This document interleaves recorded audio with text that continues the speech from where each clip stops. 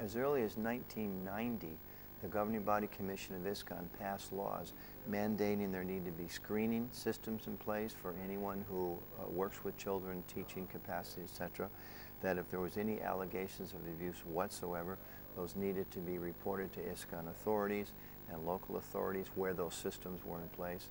And over the time, stronger and more systematic procedures have been put in place. In 1998, the GBC established our International Child Protection Office, which is now functioning throughout the world.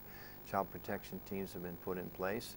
They're meant to be in every single temple. That's something our local leaders have to ensure is there.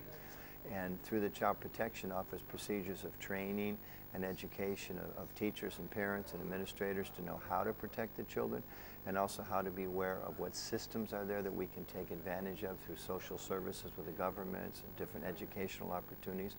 And in the cases where allegations of abuse come up, particularly in past cases, things that maybe there's no legal jurisdiction, etc., where our own Child Protection Office, in cooperation with and in addition to local systems that may be in place locally, legally and socially, that we step in and make sure that, again, the kids are safe and see if any action needs to be taken as a religious community to keep our kids safe.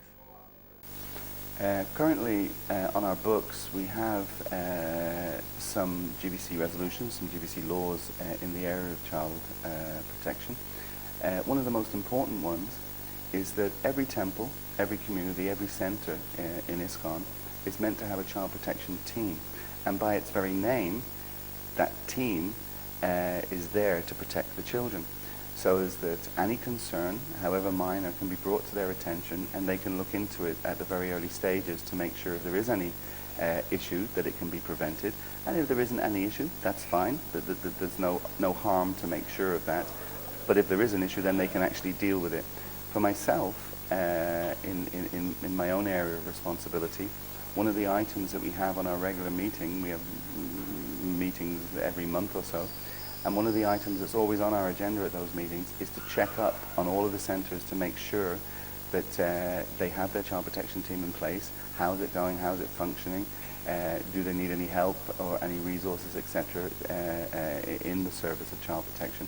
But it's so important to follow that GBC law, because prevention is better than cure, and if we can make sure that the children are protected before anything actually happens, or nip something in the bud very, very early, that is so much better than having to deal with some major issue going forward. So to have the laws there from the GBC, that there must be child protection teams, and then for every centre and temple, etc., community, to follow that and have that child protection team in place.